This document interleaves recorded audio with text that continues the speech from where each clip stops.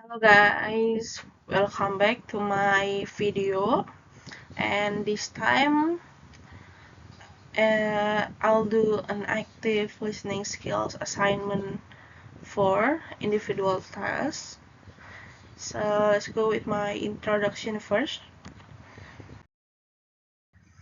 Okay, my name is Iklima Divasena and my name is 33250076, and I'm from class 33 2C07. And for this assignment, it contains three parts. The first part, answer the question correctly. The second part, write true or false for each statement. And the last is to make a note from the audio. Okay, let's go with the first part, answer the question correctly. Uh, Firstly, I want to say I'm sorry if there's any wrong with my pronunciation, and I hope you understand that. So let's go with it. Number one. What does SETI stand for according to Professor Hilary Twain? The answer is SETI stands for the Search for Extraterrestrial Intelligence. Number two, why does Professor Hilary say that many people misunderstand the purpose of SETI? The answer is people tend to think SETI is about looking for flying saucers or UFOs in the sky, when in reality it is about searching for intelligent life somewhere in the solar system or another galaxy. Number 3. Does Professor Hillary personally believe in UFOs? Explain her opinion. The answer is no, she does not. She says whether she or her colleagues believe in UFOs is immaterial. What matters is that they believe intelligent life exists somewhere out there, not that aliens are flying around in silver discs near Earth. Number 4. What do SETI scientists actually believe about intelligent life? The answer is they all believe that intelligent civilizations exist somewhere in the solar system or in another galaxy. But not all of them believe those civilizations have ever set foot on Earth. Number 5. Why does Mike feel surprised by Hillary's opinion about UFOs? The answer is Mike thought that believing in UFOs was part of her job as a SETI scientist. So he was shocked when she said she didn't believe in them. Next. Number 6. Explain the difference between believing in intelligent extraterrestrial life and believing in UFOs visiting Earth. The answer, believing in intelligent extraterrestrial life means accepting that advanced civilization exists somewhere in the universe. And believing in UFOs visiting Earth means believing those aliens have actually traveled here and are flying around our planet, which is a separate claim that not all SETI scientists accept. Number 7. How did Professor John Turgeon explain the difficulty of searching for extraterrestrial life? The answer is he used the snail in Alaska analogy to illustrate how enormous the distances involved are. A single snail in the center of Alaska knows there are other snails on the coast hundreds of miles away, but can only move at the snail's pace, setting off in one direction for years before trying another. Number 8. What does the snail in Alaska analogy represent? The answer, it represents the overwhelming distances involved in searching for extraterrestrial life. Just like the snail, we may travel or search in one direction for years and still not find anything. Number 9. What active methods did scientists use during the 1960s and the 1970s to search for extraterrestrial life? The answer is they sent probes into space carrying messages, photos, and music from Earth recorded on rudimentary picture discs. They even sent out a map showing how to find our planet. Number 10. Why did some people think that sending signals into space could be dangerous? The answer is because the extraterrestrial civilizations they might could potentially be unfriendly or hostile. Next. Number 11. Why has SETI adopted a more passive strategy in recent years? The answer is because it makes far more logical sense. Instead of guessing where other civilizations are and sending signals, SETI now waits and listens for signals coming from them, the aliens. Number 12. According to Hillary, why is listening for signals more practical than sending them? The answer is it's smarter to wait and listen, like the snail waiting instead of wandering around lost. Advanced civilization will likely send out signals, so SETI just needs to listen for them. Number 13. What kinds of civilization are SETI researchers hoping to find? The answer: they are hoping to find advanced intelligent civilizations capable of long-distance interstellar communication and possibly interstellar travel, not just simple life forms like a fungus. Number 14. How have humans already made their presence known to possible extraterrestrial civilizations? The answer is humans have been sending radio and television waves into space for about 70 years, so any civilization within 70 light years of Earth will already be aware of our existence. 15. What is the meaning of the press telltale signs in the context of the interview? The answer refers to the detectable signals or clues that reveal the presence of a civilization, just as Earth, radio, and TV waves give away our existence. SETI listens for similar signs coming from other planets or star systems. Next, 16. Why does the silence from space worry some SETI scientists?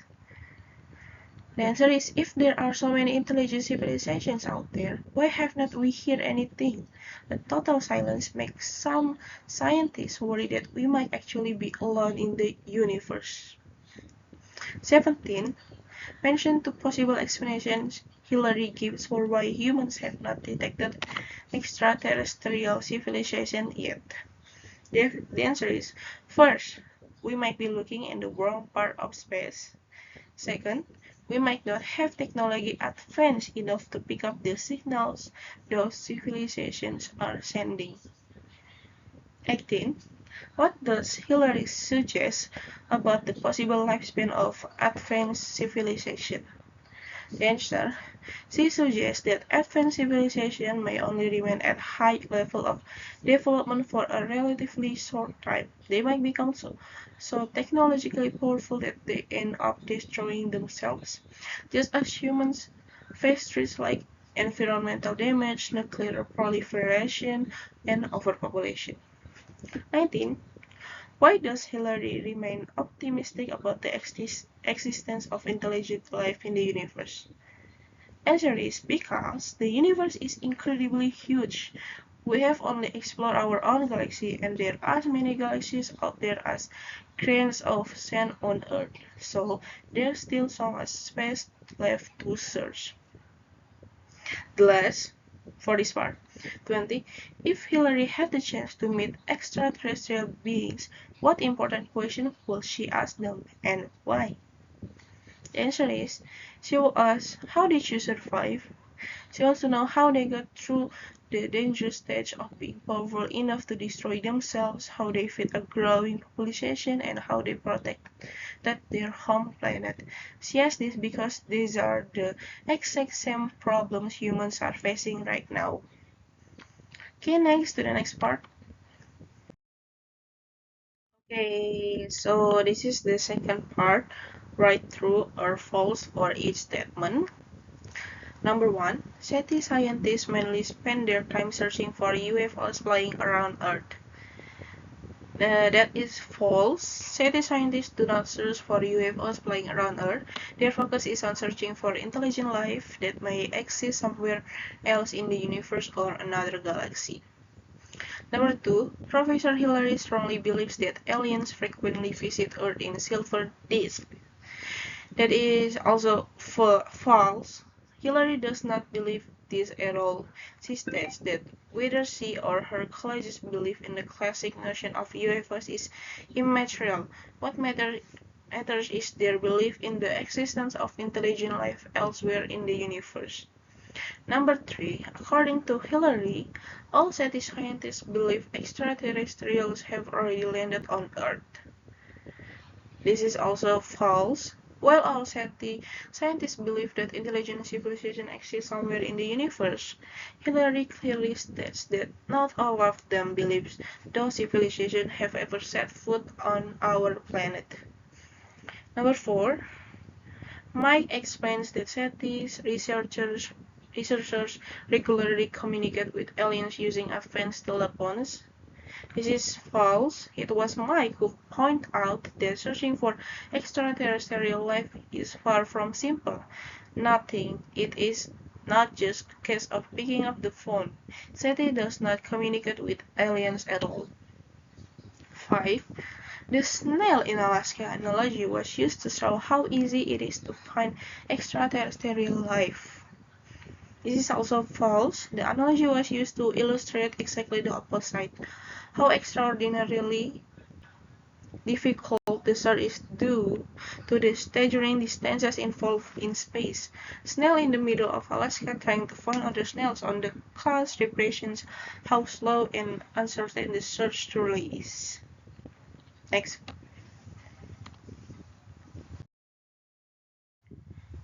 Number 6. During the 1960s and 1970s, SETI researchers only listened quietly for signals from space. False. During the 1960s and 1970s, SETI actually took an active approach. They sent probes into space carrying messages, photos, music from Earth, and even a map showing how to locate our planet. 7. Scientists never sent any object, music, or photos into space during earlier SETI programs. This is false. Hillary confirms that scientists did send probes into space with messages, photos, music recorded on picture discs, and a map of Earth during their active phase in the 1960s and 1970s. 8. Hillary says that modern SETI strategies focus mainly on sending stronger radio signals into space. This is also false. Hillary explains that modern SETI has shifted into a passive strategy, meaning they now focus on listening and waiting for signals from other civilizations rather than sending them. 9. SETI researchers are mostly interested in discovering simple organisms such as fungus rather than intelligent civilizations. False. Hillary acknowledges that finding something like fungus on Mars would be interesting, but she makes it clear that what SETI ultimately sees is an unintelligent civilization, one capable of long-distance interstellar communication and possibly even space travel. 10. According to the interview, humans have only been sending radio and television waves into space for about 7 years. This is also false. Hillary states that humans have been emanating radio and television waves into space for approximately 70 years, meaning any civilization within 70 light years of Earth would already be aware of our existence. Next. 11. Hillary believes that every advanced civilization in the universe still exists today. False. Hillary raises the theory that advanced civilization may not survive for very long. Once a civilization becomes technologically powerful, it may end up destroying themselves, making it entirely possible that many civilizations no longer exist. 12. Hillary argues that environmental destruction and overpopulation are impossible problems for advanced civilization. False. Hillary argues the complete opposite. She suggests that environmental destruction, nuclear proliferation, and overpopulation are very real threats that could bring down even the most advanced civilization, pointing to humanity itself as a clear example. 13. Mike believes the universe contains fewer galaxies than grains of sand on Earth. This is also false. It was Hillary, not Mike, who made this comparison. She stated that there are as many galaxies in the observable universe as there are grains of sand on Earth, using it to explain why she remains optimistic about finding intelligent life. 14. Hillary says that humans have already completely explored the universe and most nearby galaxies. False. Hillary says humanity has only managed to scan our own galaxy so far, given that the observable universe contains an almost unimaginable number of other galaxies. There is still a vast amount of space left to explore. Last number for this part. 15. At the end of the interview, Hillary says that if extraterrestrials contact her, Mike will never hear about it. This is also false. Hillary says exactly the opposite. When Mike jokingly tells her to let him know if E.T. phones her, she responds, "You'll be the first to know," promising that Mike will be the very first person she will tell. Next part. Okay, this is the part 3. Answer the question correctly. The audio, the cat went a tingling, and the wolf and the kid. First question, why did the mice family have plenty of food inside the house? The answer, the human family loved to eat and always keep well-stocked food at home like cheese, ham, bread, biscuits, cakes, and more. They were also lazy about cleaning, so they only swept up in the mornings. This left plenty of crumbs on the floor at night for the mice to eat. Number 2. Describe the cat that lived with the human family. The answer, the cat was a ragdoll breed with sky blue eyes and dark markings on his snout and paws. He had started as a kitten the previous year and had grown into a young cat. To humans he appeared friendly, cuddly, and extremely cute, and he enjoyed playing games like chasing a piece of wool. 3. Why did the mice consider the cat dangerous? Despite appearing cute and friendly to humans, the cat was a serious threat to the mice. Cats have sharp claws and teeth, and they instinctively stalk, pounce on, and treat mice like toys. Because of the cat, the mouse family had begun to shrink in numbers for the very first time. 4. Where did the mice hold their family meeting? The answer, the mice held their family meeting under the floorboards of the boys' bedroom, where they felt safe enough to squeak without worrying about being discovered. 5. Why did the boy not tell his father about the mice? The answer, the boy secretly liked mice and thought they were cute. He was afraid that if he told his father about them, his father would set mouse traps, so he chose to keep quiet to protect them. 6. What problem did Great-Grandpa Mouse discuss during the meeting? The answer, he told everyone that the cat was a serious danger to the whole mouse family. He called it a life and death matter and asked everyone to come up with a plan to deal with the cat. 7. What solution did Jimmy suggest to solve the problem? The answer, Jimmy suggested tying a bell to the cat's tail. That way, whenever the cat came near, the bell would go tingling and warn the mice to run to safety in time. 8. Why did Jimmy not want to tie the bell to the cat himself?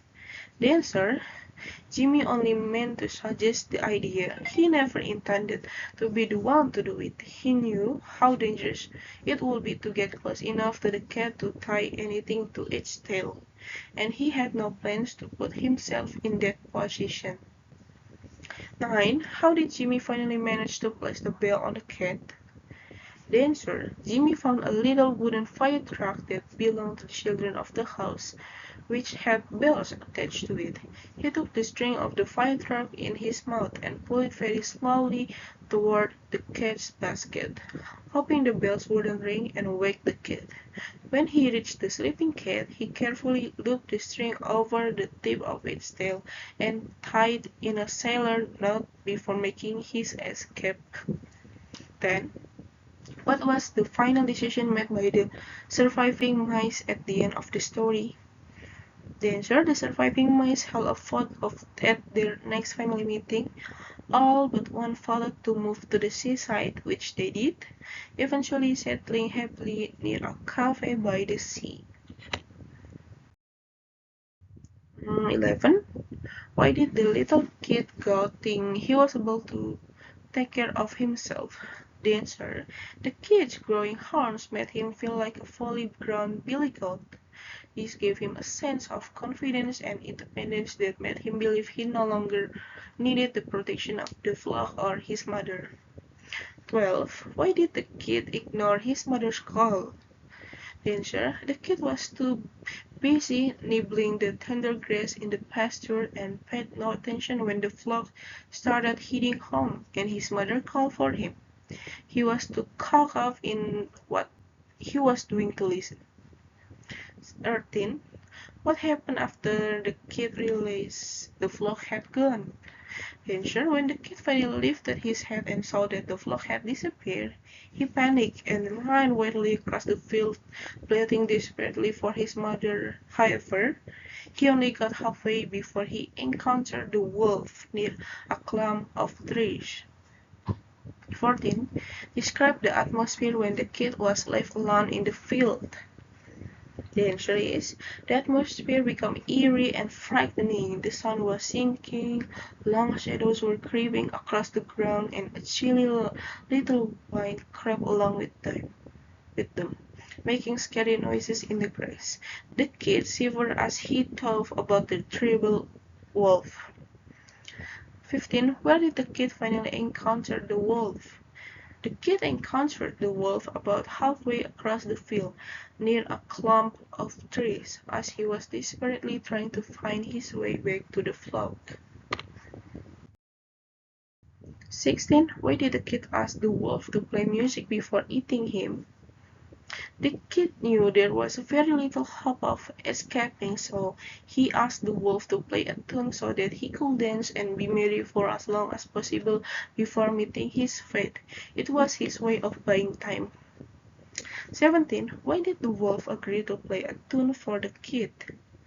The answer: the wolf liked the idea of enjoying a little music before his meal, so he happily agreed and struck up a merry tune while the kid leaped and danced around.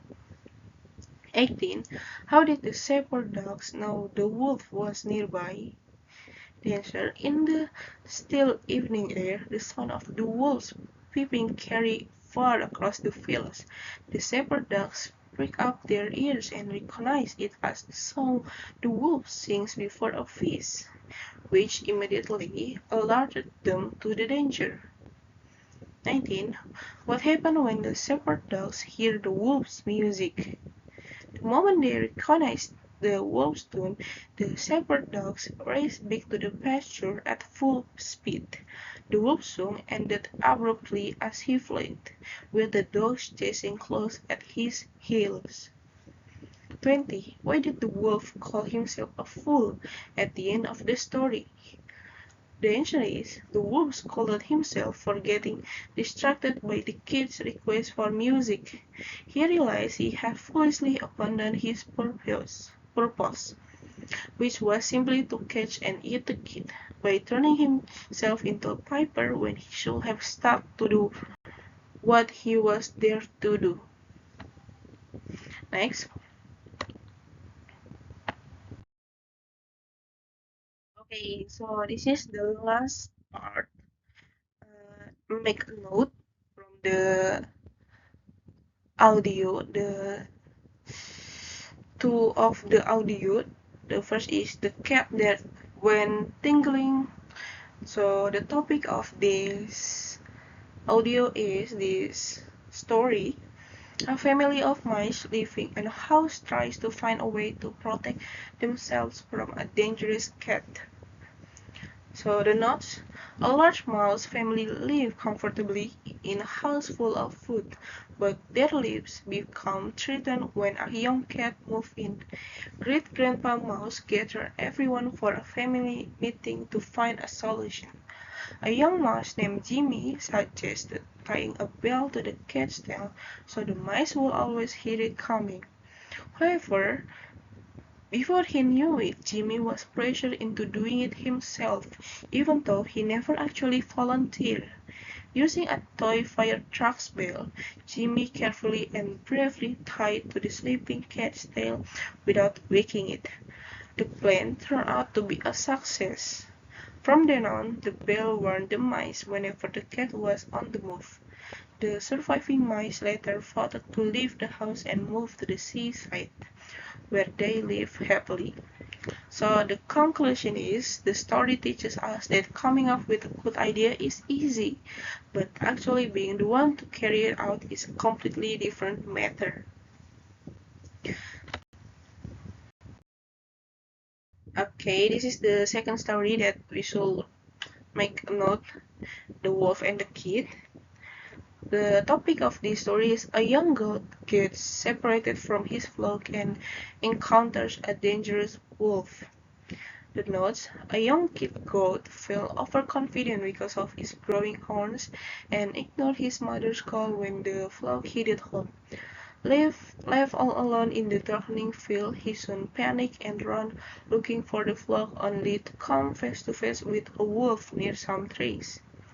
Knowing he had little chance of escaping, the kid cleverly asked the wolf to play music so he could dance before being eaten. The wolf happily agreed, but his music carried far through the quiet evening air and was recognized by the shepherd dogs, who immediately rushed back to the pasture. The wolf was forced to stop and flee with the dogs chasing close behind him, leaving the kid safe. The conclusion is, the story teaches us two important lessons. The first: always listen to those who are wiser than you. And the second: never let anything distract you from your main purpose. Okay. Okay, so that is the last part. I think that is, you have reached the end of the video. I want to say thank you for watching me, and I hope you understand all the things I said before. And I'm sorry if there's any wrong with my grammar, pronunciation, or anything, or is there any typos with my pronunciation, with my with my not my writing, but with the slides. So I hope you're okay with it. I hope you enjoy the video and hope this useful for you too. I think that's it. Thank you and bye bye. See you next video.